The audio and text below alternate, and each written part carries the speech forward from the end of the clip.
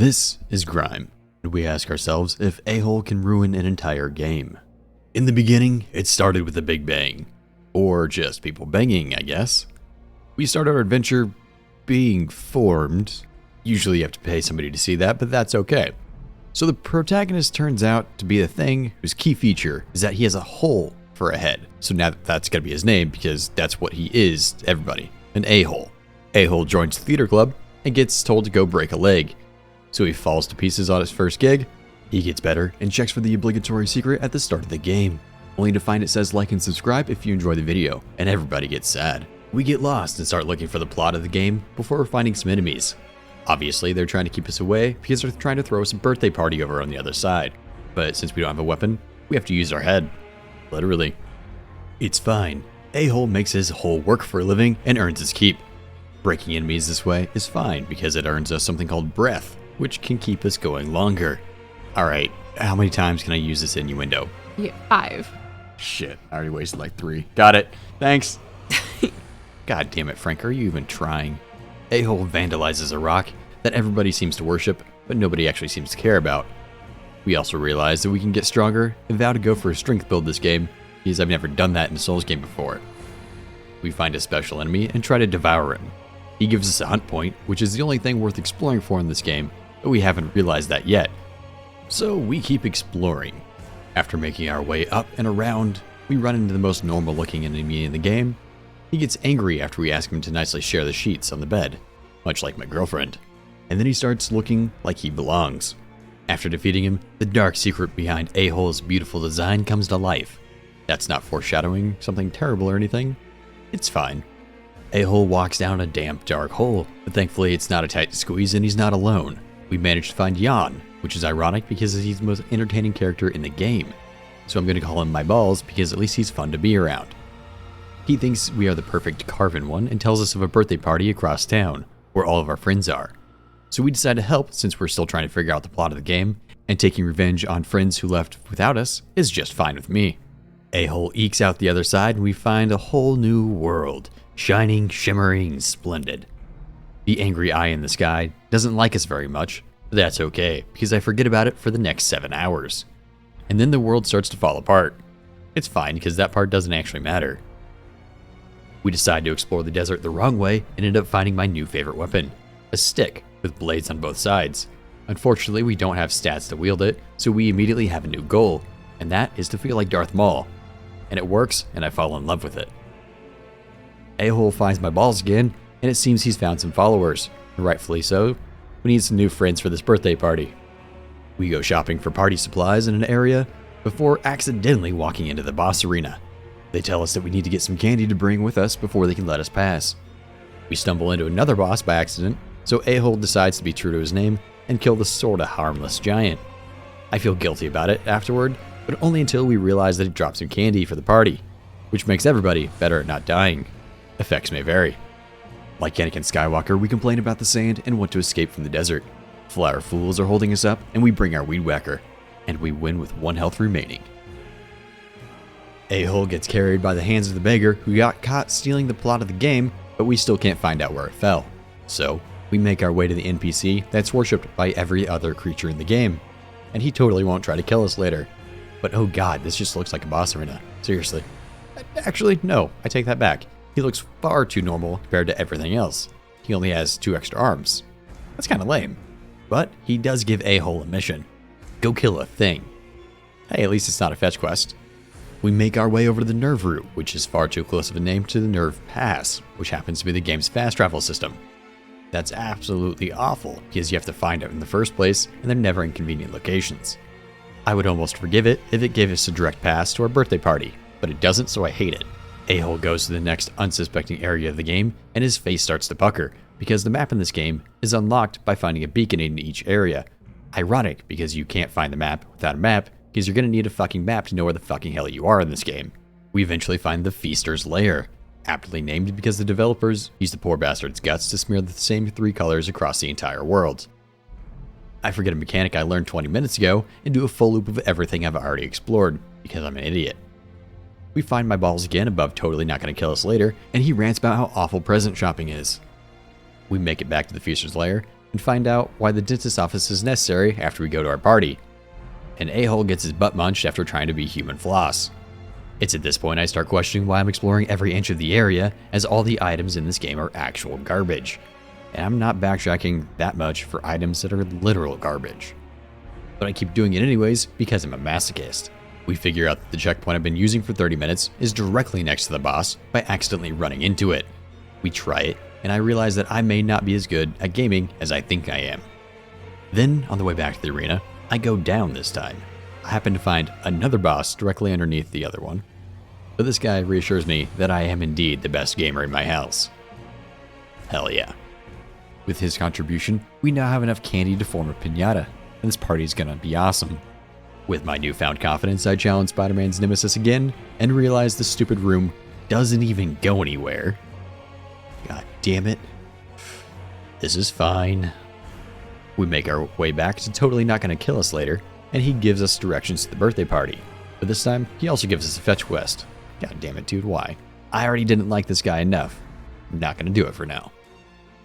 We meet our old friend again, and my balls prompt to get smashed. It's fine. He walks it off like a champ. We make our way down and along the servant's path, and I feel personally attacked at the name and don't want to explore much. I assume that I can't make it through the area without exploring and opening the gate somewhere below. We teach a guy how to punch our checkpoint by showing him our mean right hook. But I've got a party to get to, so I keep going right. I do explore a little and end up finding my balls doing splendid, and even more perfect than before. He gets angry he can't find the streamers for the party. So moving along, I keep going right, and I make it to the party, but I lost my keys and no one is answering, so I have to find the spare. I notice an elevator as we enter the castle that suspiciously doesn't go anywhere. I ask myself if the inhabitants ever want to use it, but then realize that it's a game and literally every enemy is rooted in place, like they were born and raised there and never want to leave.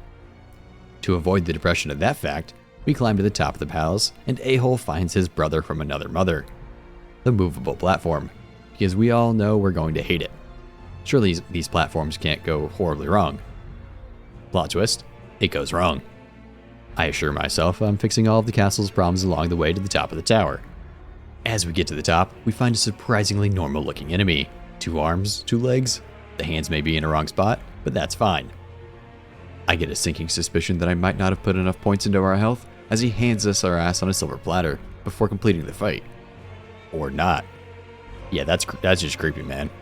And even worse, I can't bribe it with fucking birthday cake because I can't get in the house.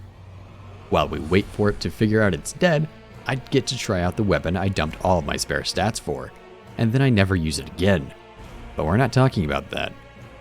It's sad to say that he won't make it to the party, but that's alright, because he already got us a present. And that present makes me realize I've accidentally gone the right way the entire time. Damn. Looks like I don't need to explore the rest of the game. So I guess I head towards the actual objective now. I very quickly realize that the new pull mechanic is going to be annoying as hell, and it won't be used just for yoinking presents. I slowly start to question if the pain of this area is even worth the party. Honestly, this area is the worst. I took a nap, and then I came back dazed and confused like a schoolboy who had his dreams crushed for the first time. And then I scared the shit out of myself by finding the giant eye-looking thing that totally isn't going to be good for my health later on. Honestly, I just don't know how I forgot about it. We make our way back to the most annoying area yet and avoid the objective, which I assumed had a boss fight. There wasn't a boss fight, it was just the strand of the child. I don't even know where I want to put that. I try some platforming puzzles and secretly hope it doesn't get much worse than this. A-hole makes his way back over to Totally Not Gonna Kill Us Later and gives him the messed up party streamer. And Totally Not Gonna Kill Us Later gives us the unsealer, which is the key to the door and totally just a pair of scissors. But it's gonna be great to open those presents with. But before we actually make it to the door, we find my balls again. He's depressed, weeping, and is questioning if everything was worth it. Turns out, he's a manipulative son of a bitch and doesn't want A-hole to be happy. He traps us with a few of his friends and tries to go at it. I take pleasure in smashing my balls to pieces. We go beyond the barrier to find we still aren't there yet. We fail some platforming that looks like it's going to get even worse before finding the fabled city of Sintifath. That one. Before finding the party. A-hole arrives at the one place that truly accepts him for what he is. The Great Eater, Indigiver, Everlasting Darkness, the Destroyer of Paintings. And they still love me. We meander our way through the area without killing a single person, because they all give us presents so we spare their lives. They worship the ground we walk on, and it's a break from the constant violent murder that we've all grown to know and love. It's actually kind of nice. We're told to ring a bell to start the final performance. A-hole fucking breaks it. What comes next is probably the most entertaining, creative, and genuinely fun boss fight I've had in a long time. Difficult? Yes, but good use of the given mechanics unique to the game. But the pull mechanic still sucks, but I guess I have to live with it, because it makes a fun little twist for the fight. I kind of enjoy it. A-hole decides it's a good idea to shoot fireworks in the building and ruins it for everybody.